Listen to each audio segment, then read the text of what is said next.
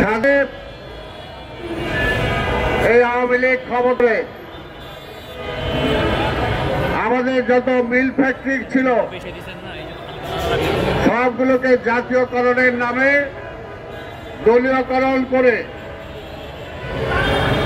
সেগুলোকে ধ্বংস করে দিয়েছিল। তারা মিল ইন্ডাস্ট্রির নাট বল্টু পর্যন্ত বিক্রি করে খেয়ে ফেলেছিল।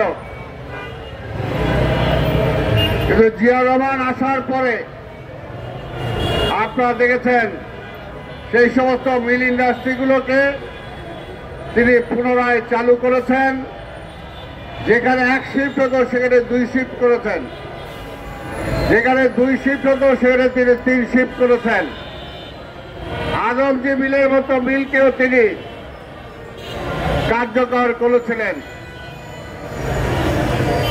তাই আমরা বলতে চাই, এত জনসংখ্যার দেশ বাংলাদেশ,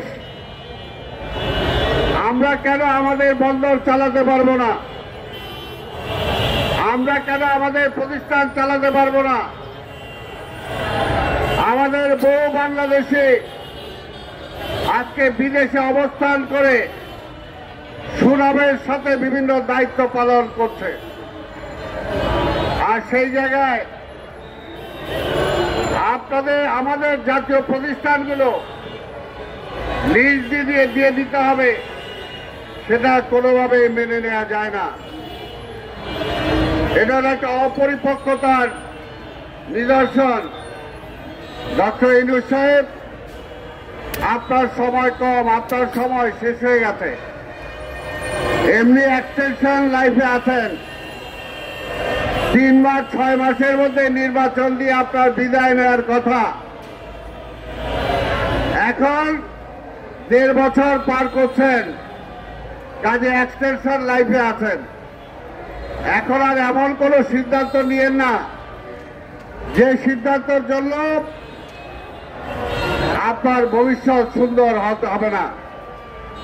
বাংলাদেশের মানুষ যেমনি সহজ আবার তেমনি কঠিন। ইতিহাস পর্যালোচনা করে দেখেন,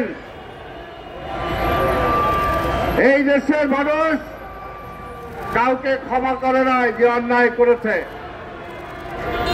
কাজে আমরা চাই না অল্প দিনের জন্য আপনি এসেছেন, আপনিও এই ধরনের কোনো কাজ করে পরবর্তীতে জলরসে পড়েন, সেই রকম আমরা চাই না। আমরা চাই একটি নির্বাচিত সরকার আসুক।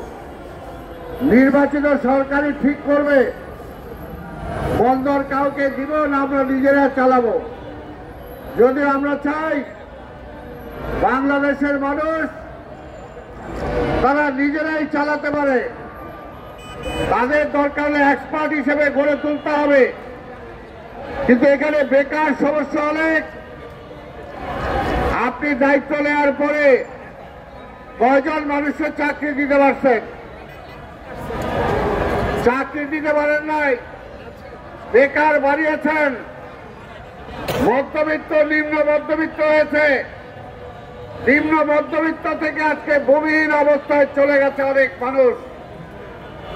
আপনি তাদের সংস্থান করতে পারছেন না, কাজের সংস্থান করতে পারছেন না, আর উল্টো বিদেশ থেকে লোক এনে এখানে আমাদের প্রতিষ্ঠান চালানোর ব্যবস্থা করছেন।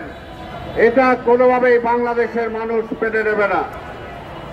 আমি মহামান্য হাইকোর্টকে ধন্যবাদ জানাই, যারা তাদের এই ধরনের পদক্ষেপকে তারা সময় বন্ধ করে দিয়েছে।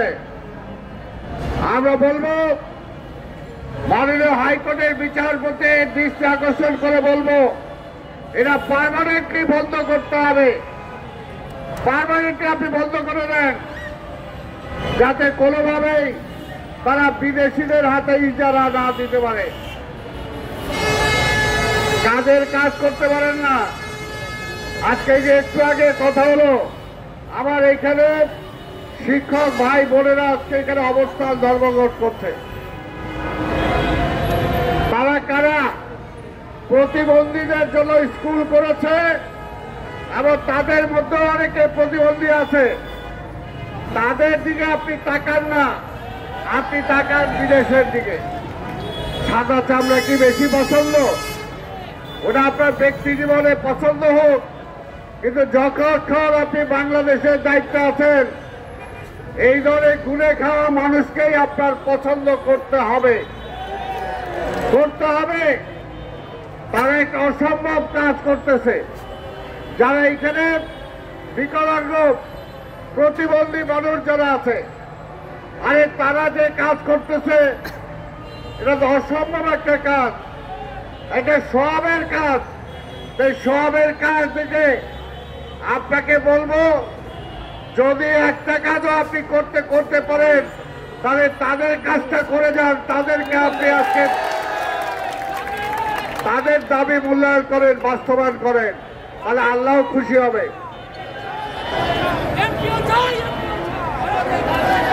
বাবা ঠিক আছে, তাহলে আল্লাহ খুশি হবে।